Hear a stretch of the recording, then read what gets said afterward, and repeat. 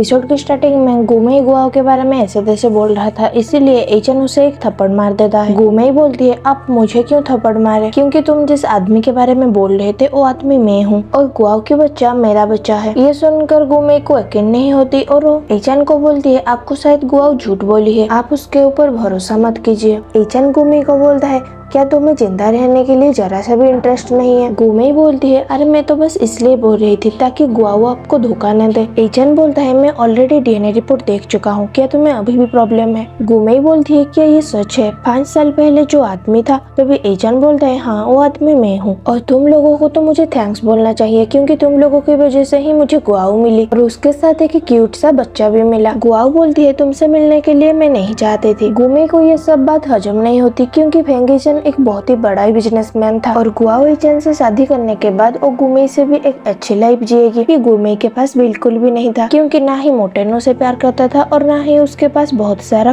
Property था। गुमेई गुआओ को बोलती है तेरी जैसे कुत्ती इतनी लौकी कैसे हो सकती है। एचन गुमेई को बोलता है मैं ये दूसरी बार तुम्हें चेतावनी दे रहा हूँ, अगर इसके बाद से कभी भी गुआओ के बारे में ऐसी तरीके से बात की तो बात करने के लिए जिंदा भी नहीं बचोगे। ऐसे धमकी सुनकर गुमेई चुप हो जाती है। गुआओ बोलती है तुम कह रही हो मैं लकी हूँ, 5 साल पहले तुम्हारी वजह से मैं प्रेग्नेंट हो गई, सारे लोग मेरे पीछे ऐसे वैसे बात करने लगे, ऐसे कि मेरे दोस्त लोग भी मेरे साथ बात करना बंद कर दिया। मेरे बच्चे को पालने के लिए मुझे कितनी मेहनत करनी पड़ी। एक बार खाना खाती हूँ तो सोचती हूँ कि अगली बार खाना ठीक से मिलेगी कि नहीं। मेरी दोनों ट्विन में से एक ट्विन मर गया। तुम इन सब को लॉकी बोल रही हो, अगर तुम्हें ये सब लॉकी लगती है तो मैं भी चाहती हूँ तुम्हें भी ऐसे लॉक मिले। इसके बाद गुमेई कुछ बोल नहीं पाते। एचन गुआओ को हक करके बोलता है मुझे माफ कर देना, ये सब मेरी गलती है। गुआओ एचन को बोलती है तुम्हें माफी मांगने की जरूरत नहीं, ये मेरी लाइफ है और मैं ही इस लाइफ को चूज की हूँ, तो मैं किसी को ब्लेम नहीं कर सकती। उसके बाद एचन गुआओ को लेकर वहाँ से चला जाता है। गुमेई बोलती है रुको मेरी बात अभी तक खत्म नहीं हुई। गुमेई बोलती है ये लॉक नहीं हो सकता लेकिन ये रिवेंज है मेरी तरफ और वो भी मटन को लाइक करने के लिए। गुआओ गुमेई की बात को ज्यादा ध्यान नहीं देती और उसे इग्नोर करके वहाँ से चली जाती है। गुमेई गुआओ को बोलती है क्या तुम जानना नहीं चाहते कि तुम्हारी मरा हुआ बच्चा कहाँ गया। ये सुनकर गुआओ रुक जाती है और गुमेई से पूछती है तुम कहना क्या चाहते हो कि मेरी बच्चा अभी भी जिंदा है। गुमेई बोलती है पैदा होते टाइम तुम्हारी दूसरा बच्चा मर गया, इसके वजह से तुम्हें बहुत दुख हुआ होगा। गुआओ बोलती है मुझे सच सच बताओ अगर मेरे बच्चा अभी तक जिंदा है तो वो कहाँ है। गुमेई बोलती है जानना चाहती है कि तेरा बच्चा कहाँ गया, उसको तो मैं डस्टबिन में फेंक दी थी। कितनी दुख की बात है ना, तू अपने बच्चे को आखिरी बार भी नहीं देख पाई। ये सुनकर गुआओ को बहुत ही गुस्सा आ रही थी लेकिन वो खुद की गुस्सा को कंट्रोल करके गुमेई को बोलती है आखिर मेरे पास एक बच्चा तो है लेकिन तेरे पास तो वो भी नहीं है, ना ही कभी हो सकता है। गुआओ की ऐसी बात सुनकर गुमेई शॉक हो जाती है। उसे लग रही थी कि गुआओ अपने बच्चे के बारे में जानने के बाद रोने लगेगी लेकिन वो तो उल्टा जवाब दे रही है। गुआओ की बात सुनकर गुमेई को गुस्सा आ जाती है और वो उसको बोलती है कि तुम्हारी वजह से ही मेरी बच्चा मर गया। वो गुआओ को आकर मारने ही वाली थी। तभी एचन उसके गला पकड़कर बोलता है कि लगता है तुम जीना नहीं चाहती। गुमेई दर्द से चिल्लाने लगती है मुझे जाने दो। एचन उसे दूर फेंक कर बोलता है यहाँ से दफा हो जा। गुमेई डर के बोलती है हाँ मैं यहाँ से जा रही हूँ। गुआओ मैं तो तुझे कभी ना कभी देख लूंगी और ये मत सोच कि एचन हर टाइम तेरे पास रहेगा। एचन गुआओ को बोलता है तुम चिंता मत करो और वो कभी भी तुम्हें परेशान नहीं करेगी। वो पीछे मुड़कर देखता है तो गुआओ रो रही थी। उसे ऐसा रोता हुआ देखकर एचन पूछता है कि तुम ऐसा रो क्यों रही हो। गुआओ बोलती है वो सच में मेरी बच्चा को डस्टबिन में फेंक दी। एचन गुआओ को हक करके बोलता है तुम गुमेई की फालतू बात मत सुनो, मरने के बाद हमारे बच्चे को हॉस्पिटल वालों ने ही हैंडल किया होगा। गुआओ बोलती है ये सब मेरी गलती है, नहीं तो मेरा 2 बच्चा होता। ये कहकर गुआओ फूट फूट के रोने लगती है। एचन बोलता है तुम खुद को ब्लेम मत करो, इसमें तुम्हारी कोई भी गलती नहीं है। तभी रुक से आकर गुआओ को बोलता है आंटी मेरे पास माँ नहीं है, अगर आप चाहो तो मुझे अपना बच्चा बना सकते हो। गुआओ बोलती है कि अच्छा ठीक है, आज से मैं तुम्हारी माँ हूँ। ये सुनकर रुक्सी बहुत ही खुश हो जाता है और बोलता है आज से मेरी भी एक माँ है। इसके बाद दोनों एक दूसरे को हक करते हैं। एचन सोचता है मेरी बेटा मेरे से भी ज्यादा होशियार है, देखो कैसे गुआओ को चुप करवा दिया, ऐसा लग रहा है मैं एकदम निक्कमा हूँ। फिर एचन सोचता है कि एक मिनट, गुआओ ने बोली कि वो रुक्सी की माँ बनेगी, अब से मतलब वो अब से मेरी वाइफ हो गई। ये सोचकर एचन बहुत खुश हो जाता है। उसके बाद हमें जियामोटन के अपार्टमेंट में दिखाया जाता है जहाँ पर गुमेई और ओ साथ में रहते थे। गुमेई उसके लिए फ्रूट्स लेकर आई थी। मोटेन उसे एक थप्पड़ मारता है और बोलता है तुम्हारी हिम्मत कैसे हुई इतने लोग के सामने मुझे डराने के लिए? गुमेई बोलती है मैं ये जानबूझकर नहीं की, मैं बस चाहती हूँ कि हम लोग डिवोर्स ना करें। जियामोटेन गुमेई की बाल को पकड़कर बोलता है कि अगर तू चाहती भी नहीं है फिर भी तुझे डिवोर्स देना ही पड़ेगी, और गुमेई को खींचकर डिवोर्स पेपर के ऊपर रख देता है और बोलता है कि यहाँ पे साइन कर। गुमेई बोलती है तुम्हें डिवोर्स लेने के लिए इतना जल्दी क्यों है? तुम ये सब गुआओ के लिए कर रहे हो। मॉर्टन बोलता है कि तुमने सही बोला, अगर तू नहीं होती तो गुआओ के साथ मैं एक अच्छी खासी लाइफ बिता रहा होता। गुमेई पेपर में साइन करने के लिए मना कर देती है और बोलती है अगर तुम मुझे इसलिए फोर्स करोगे तो मैं सारी बात बता दूंगी गुआओ। पास्ट में हम मिलकर उसके साथ जो जो भी किए थे। मॉर्टन बोलता है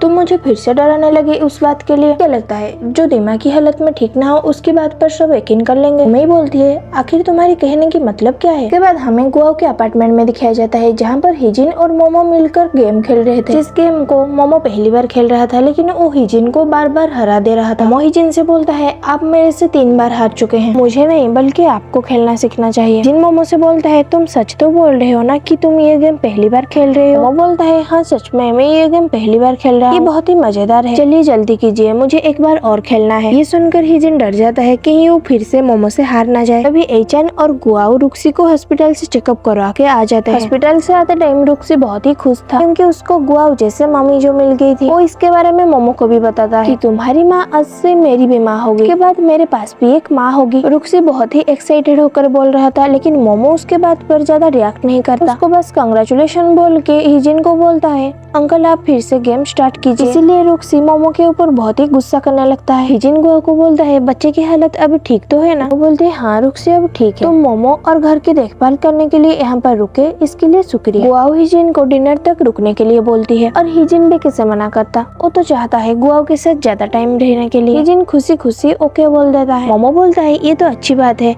खाने के बाद भी हम फिर से गेम खेल सकते हैं। ये सुनकर हिजिन की फट जाता है। गुआओ से बोलता है मुझे एक बहुत ही अर्जेंट काम याद आ गया, अब यहाँ से जाना होगा। ये कहकर वो वहाँ से भाग जाता है। गुआओ सोच में पड़ जाती है कि ये ऐसे अचानक भाग क्यों गया। मोमो बोलता है सारे बड़े लोग ऐसे बेवकूफ कैसे हो सकते हैं। एचन प्राउड फील करके बोलता है कि ये आदमी तो मेरे बेटे से डर के मारे भाग गया। एचन सोचता है दोनों बेटे में से एक बेटा मुझे गुआओ के साथ टाइम स्पेंड करने के लिए मौका दे रहा है और दूसरा बेटा मेरी कॉम्पिटिटर को भगा रहा है। क्या मस्त बेटे पाया है मैंने। गुआओ सबसे बोलती है हिजिन तो चला गया, अब हमारे तीनों के लिए मैं डिनर बना के लाती हूँ। एचन सोचता है क्या गुआओ मेरे लिए खाना बनाने जा रही है और इमेजिन करने लगती है कि अगर कोई लड़की लड़का के लिए खाना बनाई तो वो डेफिनेटली उसको पसंद करती है, इसका मतलब गुआओ भी मुझे पसंद कर रही है। किंगलाला हु हु। एचन बोलता है इस घर में तो इतना छोटा सा बेड है, हम चारों इसमें फिट नहीं आएंगे, तो मुझे एक बड़ा वाला बेड खरीद लेना चाहिए। रुक्सी मोमो को बोलता है देखो तो जरा पापा को कैसे पागल की तरह खुद से ही बात कर रहे हैं। वो बोलता है अगर ये इस तरह की हरकत करेंगे तो हम तो भाई इसको नहीं जानते। और रुक्सी से पूछता है कि तुम बोल रहे थे मेरी माँ तुम्हारी भी माँ हो गई, वो कैसे? रुक्सी बोलता है हमारी हॉस्पिटल वाली प्लान फेल हो गया था जिसकी वजह से तुम्हारी माँ मेरी माँ बन गई। इसके लिए रुक्सी तो बहुत खुश होता है लेकिन मोमो बोलता है इसको ऐसा क्या हो गया, तब से पागल जैसे हरकत कर जा रहा है। तभी हमें गुआओ को दिखाया जाता है जो कि किचन में सबके लिए खाना बना रही थी और सोचती है रुक्सी जब बोला कि उसकी माँ नहीं है तो मेरी दिल तो टूट गई। ऐसे बात सुनकर एचन को बस दूसरे लड़कियों के पीछे भागना आता है लेकिन कभी उसके बच्चे को एक अच्छी फैमिली देने के बारे में सोचता ही नहीं। तभी वहाँ पर एचन आ जाता है जो कि बहुत ही खुश था क्योंकि गुआओ उसके लिए खाना बना रही थी। वो आकर गुआओ से पूछता है गुआओ क्या तुम खाना बना रही हो? गुआओ बोलती है अगर मैं किचन में हूँ तो खाना ही बनाऊंगी ना, तुम्हें इससे कुछ प्रॉब्लम है? अगर नहीं तो यहाँ से जा सकते हो। एचन रुक्सी को पीछे से हक करके बोलता है जब तुम रुक्सी को बोले कि तुम उसकी माँ बनोगी आज से, तुम्हारी कहने की मतलब क्या था? वो बोलती है रुक्सी की माँ नहीं है, इसमें प्रॉब्लम क्या है? अगर वो मुझे अपने माँ बोलेगा तो क्या तुम्हें इससे कुछ एतराज है? एचन बोलता है मैं तो इस बात पे बहुत ही खुश हूँ लेकिन मैं रुक्सी की पापा हूँ, अगर तुम उसकी मम्मी बनोगी तो हम दोनों तो पति पत्नी बन जाएंगे। गुआओ बोलती है ये सब फालतू बात करना बंद करो, मैं बस रुक्सी की माँ बनूंगी ना कि तुम्हारे को। एचन बोलता है ये कैसे हो सकता है, तुम मेरे कुछ नहीं बनोगी, मैं रुक्सी की पापा हूँ और तुम चाहती हो कि तुम उसके माँ बनोगी, तो इसका मतलब ये है ना हम दोनों रिलेशनशिप में। वो बोलती है मैं ये बात पर कब राजी हूँ, भूलो मत कि तुम मुझे झूठ बोले थे कि रुक्सी अडॉप्टेड है, इसके लिए तुम्हें अभी तक माफ नहीं किया। एचन बोलता है तुम मेरे ऊपर भरोसा रखो, रुक्सी सच में अडॉप्टेड है। गुआओ बोलती है रुक्सी किसी दूसरी औरत के बेटे होने के बाद भी मैं उसको अपने बेटे मानने के लिए राजी हूँ, इसका मतलब ये नहीं तुम मेरे से झूठ बोलोगे कि रुक्सी अडॉप्टेड है। तुम बोल सकते हो कि रुक्सी तुम्हारा बेटा है, मैं फिर भी उसको अपना लूंगी। एचन बोलता है मुझे बिलीव करो मैं बिल्कुल सच बोल रहा हूँ। गुआओ बोलती है तुम्हें अगर ये झूठी बात बार बार बोलना है तो मेरे घर से चले जाओ।